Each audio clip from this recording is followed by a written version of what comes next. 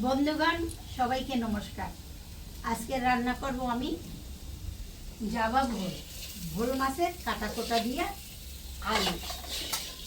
এটাকে আলুর দম বলবো না, মাছের মাথা দিয়ে আলু বলবো, তবে আলুর দমেই হবে। এখন আমি রান্না করব, আপনারা দেখেন আমি রান্না শুরু করি।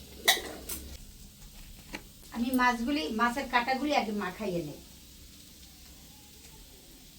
দিয়ে দেবো কিছু লবণ, দেব হলুদের গুঁড়া। এখন আমি মাছগুলি মাখাইয়ে নেব।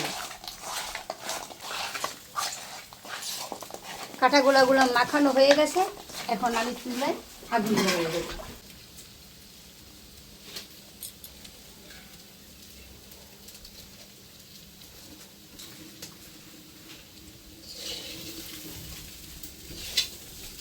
দিয়ে দেব চুলার উপর কড়াই। চুলা গরম হয়ে গেছে, দিয়ে দেব তেল।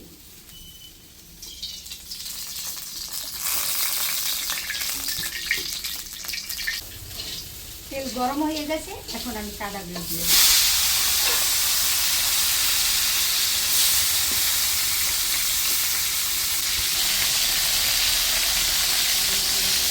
মাছগুলি ভাজা হয়ে গেছে, কাঁটাগুলি আমি এখন তুলে নেব।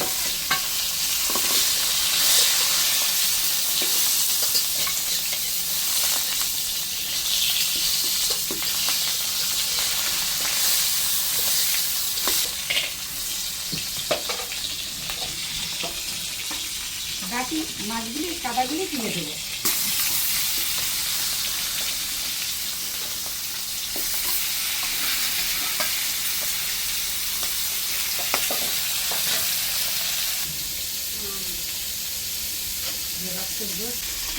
মাছের মাথাগুলো ভাজা হয়ে গেছে, এখন আমি সব দিয়ে দিই।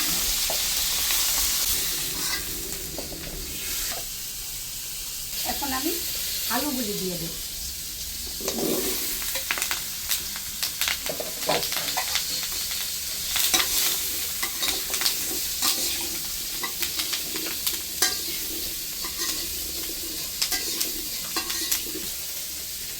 দিয়ে দেব লবণ, আর দেবো আলুগুলি ভাজার জন্য একটু হলুদের গুঁড়ো।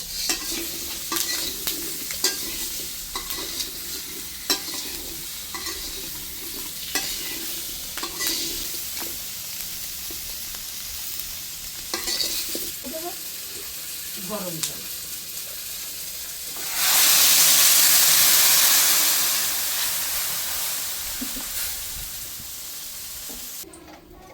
দিয়ে দেব মরিচের গুঁড়া পরিমাণ মতো। মরিচের গুঁড়োটা আগে দেই নাই, তার কারণ হয়েছে পোড়া লাগলে তরকারিতে আর স্বাদ থাকে না।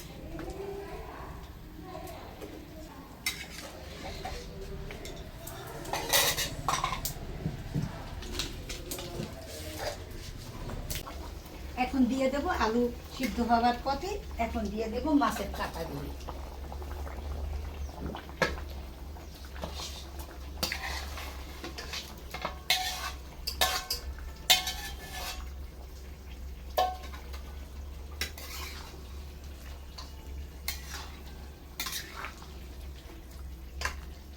দিয়ে দেবো এতে কিছু ধনিয়া বাটা, ধনিয়াটা আনলে বাড়তে রাখছি, সঙ্গে জিরা, এটা দিয়ে দিই। এখন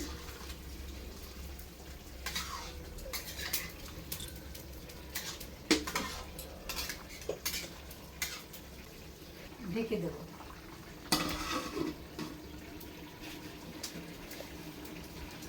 এখন সরাটা তুলে নেব।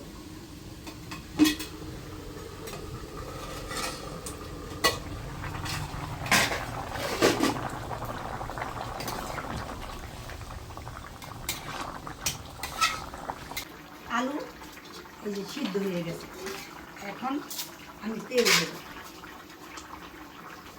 নামাইয়ে দেব।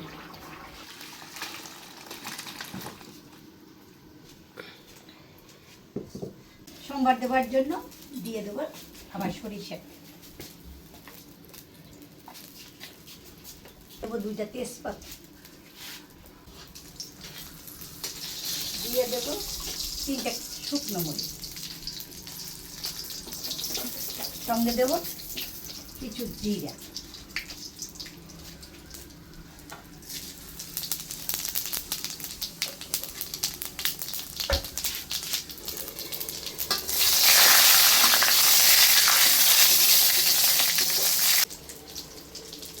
তরকারিটা ঢেলে দেবো।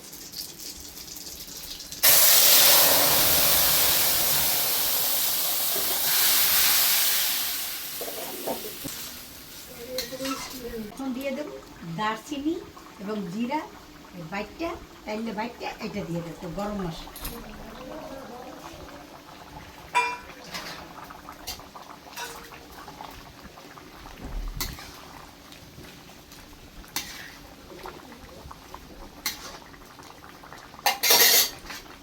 এখন দুই একখান আলু একটু ভেঙে দিতে হয়, ভেঙে দিলে কী হবে, তরকারিটা একটু ঘন হবে, দেখতেও সুন্দর লাগবে। তাই আমি দুইখান আলু একটু চামচ দিয়ে ভেঙে দিলাম।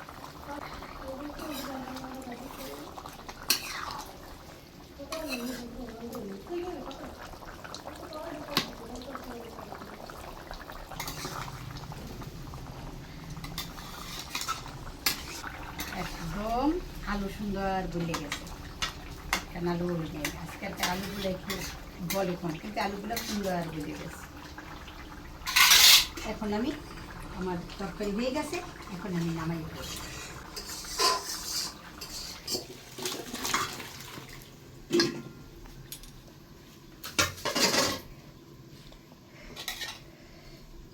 দেখেন বন্ধুগণ, একেবারে যেমন মাছ তেমন আলু, সুন্দর একেবারে রান্না হয়ে গেছে। আলু রান্না করলাম, রান্না শেষ। আপনারা অবশ্যই দেখছেন, আমার মতো রান্না নাই বা করেন, আপনাদের মতো রান্না করে করে খাইয়ে দেখেন কেমন লাগে। মাছের মাথা দিয়ে, আরও ভোল মাছের মাথা দিয়ে আলু খাবেন, অবশ্যই খাবেন। আর আমার রান্নাটা যদি আপনাদের ভালো লেগে থাকে তবে লাইক করবেন, শেয়ার করবেন, কমেন্ট করবেন, আমাদের পাশে থাকবেন এবং সবাইকে আবার ধন্যবাদ।